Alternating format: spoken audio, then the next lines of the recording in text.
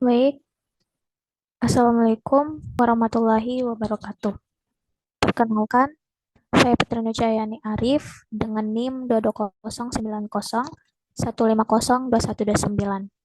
Nah, pada kali ini saya akan membahas mengenai software Zahir Accounting versi 6.1. Nah, pertama-tama kita akan berkenalan dengan fitur-fitur yang ada di software Zahir versi 6.1. Langsung saja. Sini kita masukkan nama perusahaannya. Misalnya kita ambil PT.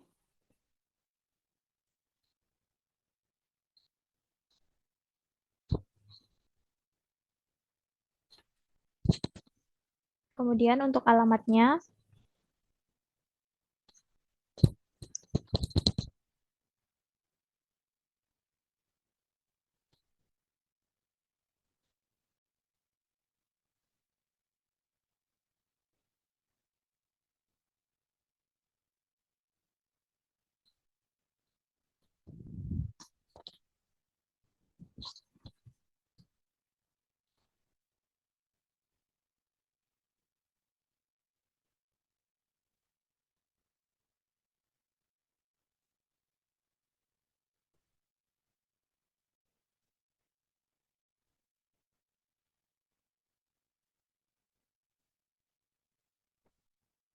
kemudian di sini kita masukkan negaranya, yaitu Indonesia. Kita lanjutkan, kemudian bulannya kita masukkan dari bulan Januari sampai tutup buku akhir tahunnya, yaitu Desember, kemudian tahun 2020. Kemudian lanjutkan, lanjutkan, kemudian kita proses.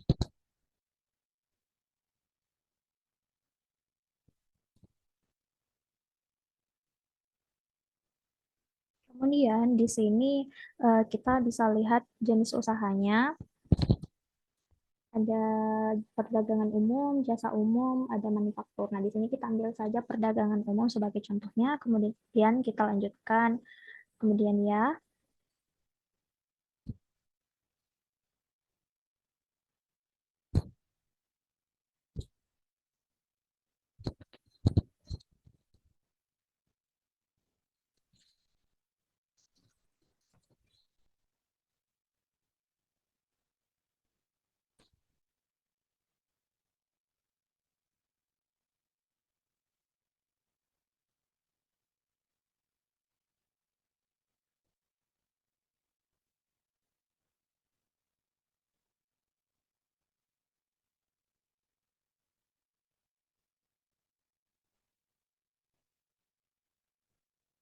Kemudian kita tunggu proses masuknya.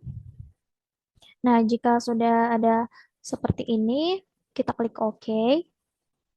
Di sini untuk mata uang fungsionalnya kita pakai rupiah. Kemudian untuk mata uang asingnya kita pakai USD dolar. Kemudian kita lanjutkan, dan selesai.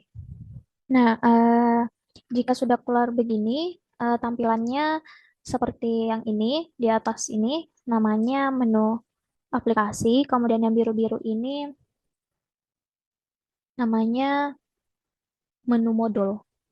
Di menu file, di sini kita bisa membuat data baru, kemudian membuka data, tutup data, dan tampilkan menu utama, ada password, ada kalkulator, ada alat bantu, kemudian backup data. Nah, di sini juga kita bisa memilih option keluar. Nah, kemudian untuk di setting, nah di setting ini kita bisa lihat saldo awal, kita bisa buat saldo awal akun, saldo awal piutang usaha, saldo awal utang usaha, saldo awal persediaan, saldo awal uang muka pembelian, dan saldo awal uang muka penjualan. Kemudian untuk plugin kita bisa import seluruh transaksi. Kemudian untuk tutup bukunya di sini kita bisa melihat tutup buku akhir bulan, tutup buku akhir tahun. Kemudian untuk window-nya kita bisa tutup semua window yang terbuka. Nah, kemudian yang terakhir itu F1 petunjuk. Nah, ini untuk menampilkan panduan penggunaan program video training, mendownload update terbaru, mengirim email kritik saran, dan pertanyaan kepada pihak PT Zair Internasional. Nah, modul dashboard ini di sini kita bisa melihat grafik.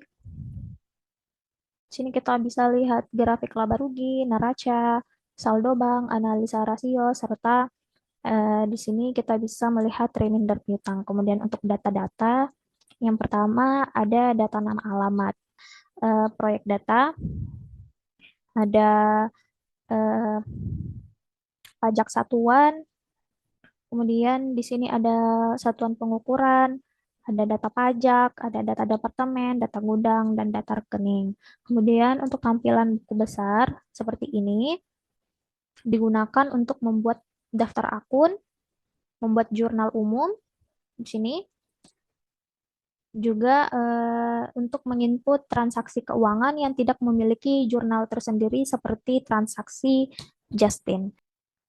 Kemudian di sini di penjualan ada invoice penjualan. Itu untuk memasukkan transaksi penjualan yang terjadi, lalu ada pembayaran piutang usaha. Nah, untuk membayar piutang pengembalian kelebihan kredit, lalu kita masuk ke pembelian. Nah, di pembelian ini ada invoice pembelian.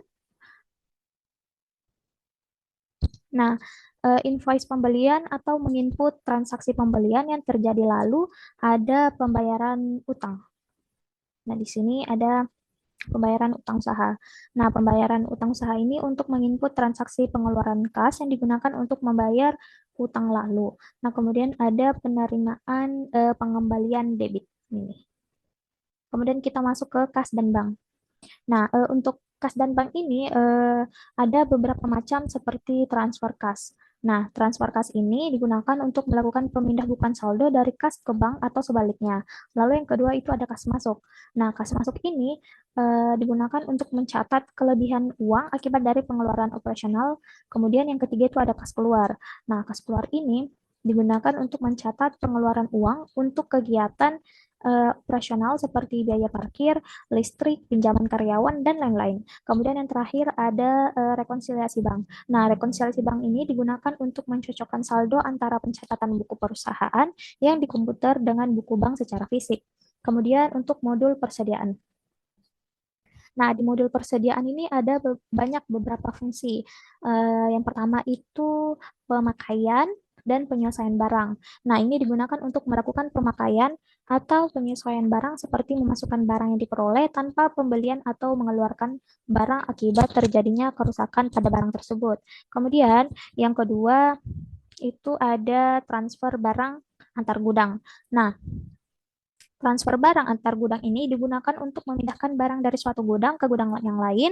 Kemudian yang ketiga ada perakitan. Nah, perakitan ini digunakan untuk melakukan perakitan atau produksi barang secara otomatis dengan merumuskan setiap komponen barang-barang yang terdapat pada suatu barang jadi. Kemudian yang selanjutnya ada fungsi penguraian. Nah, penguraian ini untuk menguraikan atau meleburkan dari barang jadi ke barang-barang atau item material pada barang tersebut menjadi bentuk semula. Kemudian yang selanjutnya ada eh, pemindahan barang.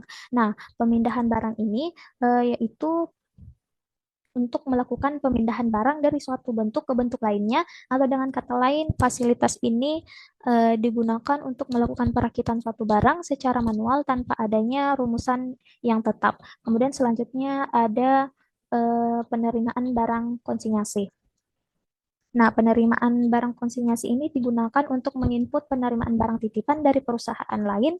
Nah, kemudian selanjutnya ada penentuan harga jual. Nah, penentuan harga jual digunakan untuk menentukan harga jual suatu barang dapat perubahan langsung pada harga dengan menginput manual per masing-masing barang atau dapat ditentukan melalui tes harga jual otomatis di mana perubahan harga jual dapat dibeli berdasarkan persentase dan kemudian ada stok opname. Nah, stok opname ini digunakan untuk mencocokkan antara barang yang tersedia secara buku dengan barang yang tersedia secara fisik yang ada di tempat penyimpanan atau gudang. Kemudian yang terakhir kita masuk ke menu laporan. Nah, di menu laporan ini kita bisa melihat neraca neraca standar dan laba rugi. Nah, apabila kita ingin melihat laba rugi standarnya, kita klik dua kali. Kemudian untuk bulannya kita masukkan dari bulan Januari ke Desember.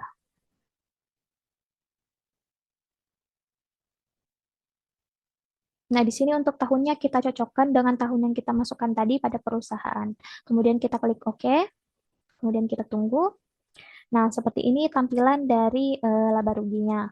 Kemudian, jika kita ingin melihat neraca standar, di sini bulannya dari bulan Januari, tahunnya sama kayak tadi, yaitu tahun yang kita masukkan pada perusahaannya ya. Kemudian kita klik OK. Nah, seperti ini tampilan dari neraca standarnya. Nah, mungkin itulah tadi pembahasan mengenai fungsi-fungsi fitur dari Zahir Accounting yang bisa saya jelaskan. Kurang dan lebihnya mohon dimaafkan. Assalamualaikum warahmatullahi wabarakatuh.